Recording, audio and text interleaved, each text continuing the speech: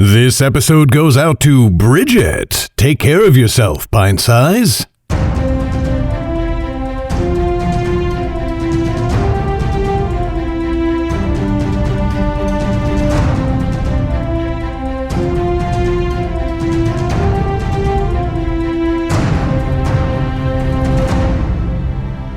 Hi there, Garrett Robinson here.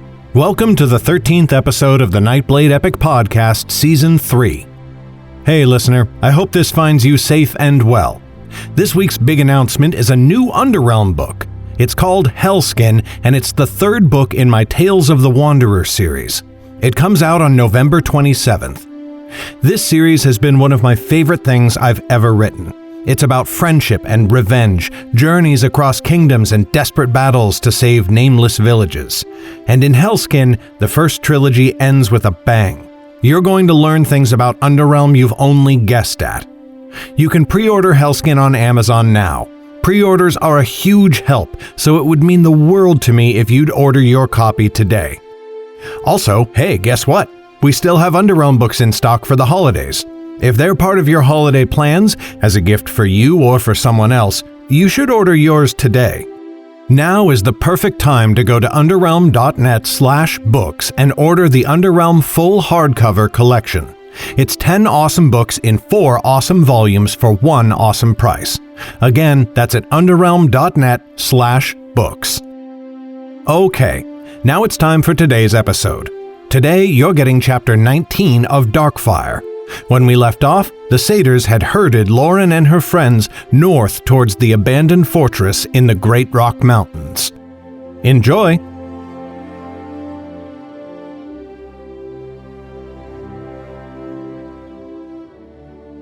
Darkfire, Chapter 19.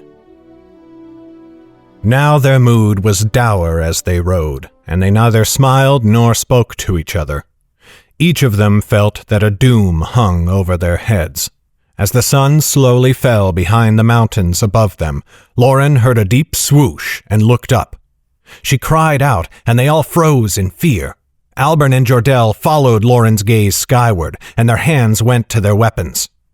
Great winged beasts dove and swooped through the air.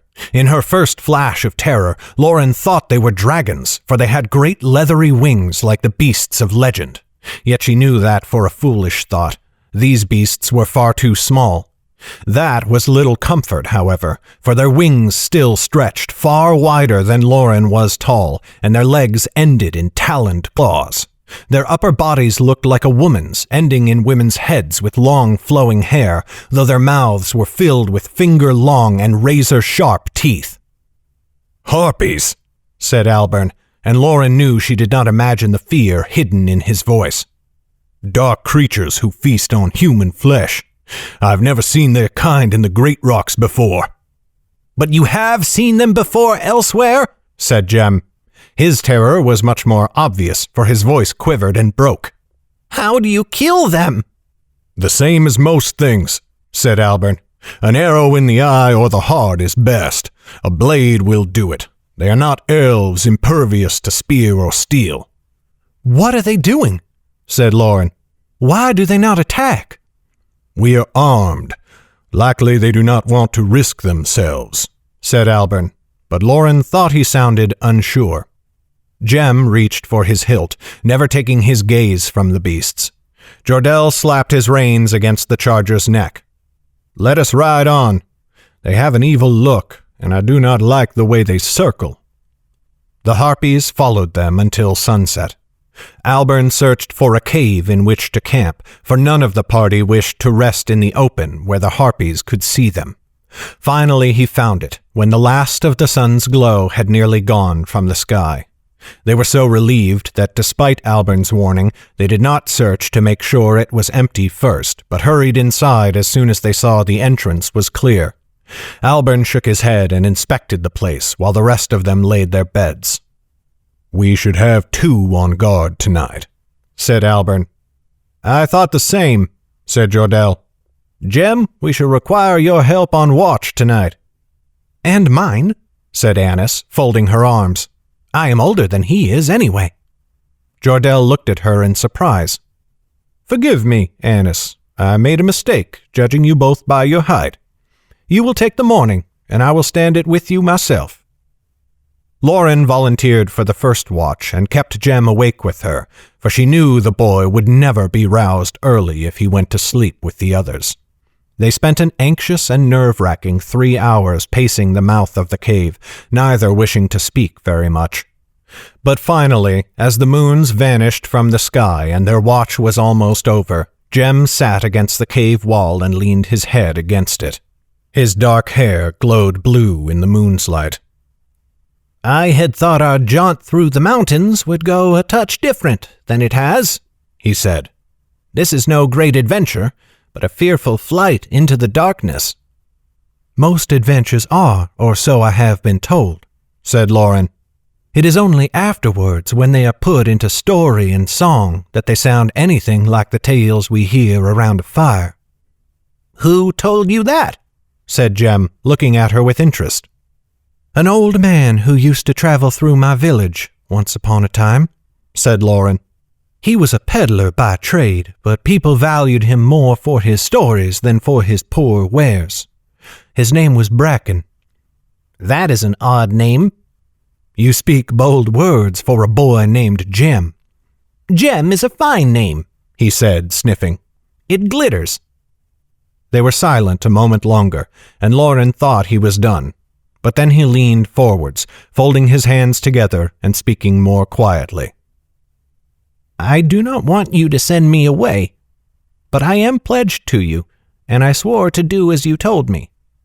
So I have decided that if you wish to secret me away in some noble's house, I will go there, and I will use my time to study the sword and also to read many tomes of learning. That way I will become useful to you again. Then you will not need to hide me away, because it will be better to have me with you." Lauren looked at him in surprise, feeling her heart sink. "Jem, you cannot think that I wish to be rid of you. I have few enough friends in the world, and you are one of the finest." Jem shook his head. "But I know that sometimes being a friend is not enough. You and Jordell have many great deeds to do. I am only in the way, as much as I like to pretend otherwise." Her heart melted, and she sank to her knees in front of him. His hands hung limp as they rested on his legs, and gently she clasped them between her own. "Jem, nothing would give me greater joy than spending all my days with you and Annis by my side, the three of us laughing and making merry. But that coin has two sides. Nothing I can imagine frightens me more than the thought of you coming to harm. If either of you were hurt or worse, I do not think I could bear it. I nearly went mad with worry when Zane took Annis. I only want you to be safe." "What good is safety?" He looked up with wide, sad eyes. "I was safe enough in Cabris. Always I could evade the constables, and even if they had caught me, they do not cut the fingers from children. I did not leave the city with you to find safety." "And I was wrong to think that you did. You and Annis both. She was well within her rights to chastise me, for your lives do not belong to me. And if you wish to stay by my side, either of you, I will not deny you, for in truth nothing would make me happier."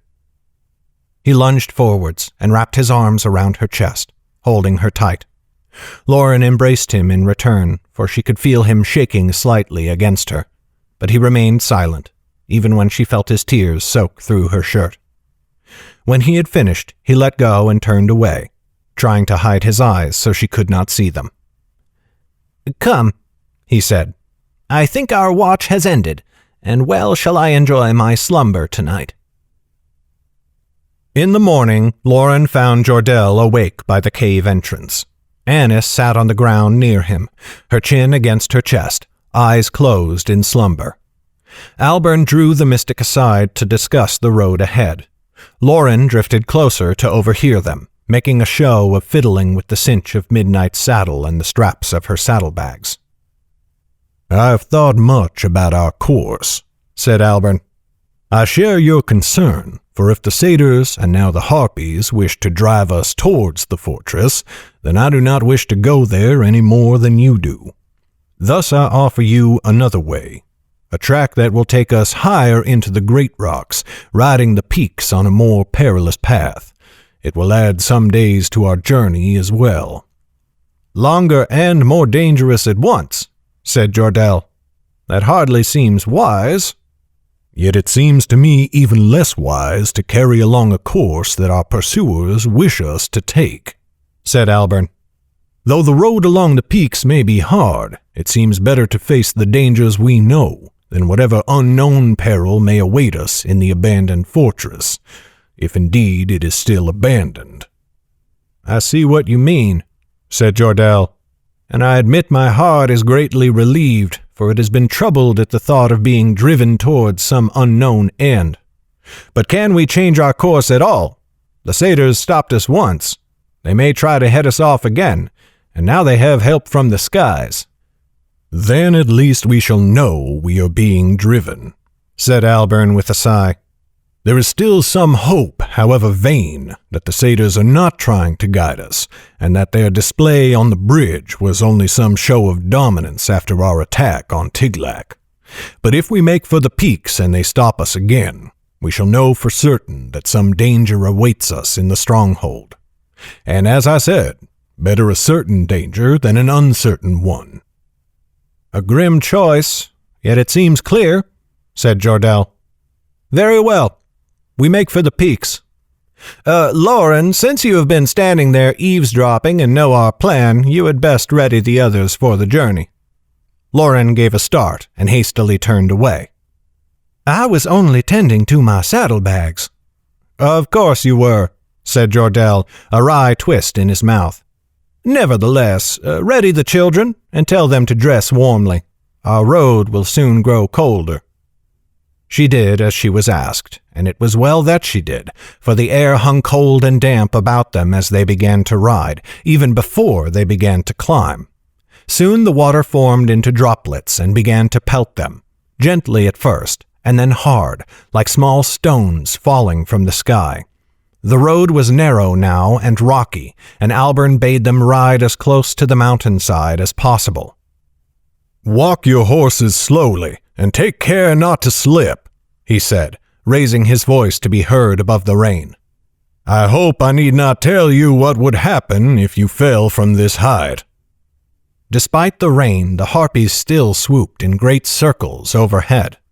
The creatures seemed to give no mind to the cold, nor to the water that doused them as they flew. Birds in the birchwood had fled for cover when rain fell, for the wet got into their feathers and turned their flight perilous. But the great leathery wings of the harpies suffered no ill effects. Abruptly, Albern turned them from the path and climbed steeply up the side of the mountain. At first, Lauren was shocked, for she had not even seen a trail in the mountainside. But then her eyes began to pick it out, a stone here and there, and flat-packed dirt leading at a sharp angle up towards the peaks of the great rocks. None of the paths they had taken thus far had been so steep, and their mounts struggled in the mud their hooves churned up. They had not climbed more than 30 paces when they heard a great screeching above them, and the air filled with the whoosh of leathery wings. Jordell drew his sword at once, and Albern knocked an arrow as the harpies descended upon them. The beasts showed their fangs as they screamed, and the sound was terrible, like pigs being slaughtered. Great taloned legs stretched forth, reaching for the travelers. Albern loosed 2 arrows in the space of a heartbeat. One of the harpies plummeted from the sky and fell lifeless towards the valley floor. Its companion swerved aside at the last second, and the shaft whizzed by harmlessly.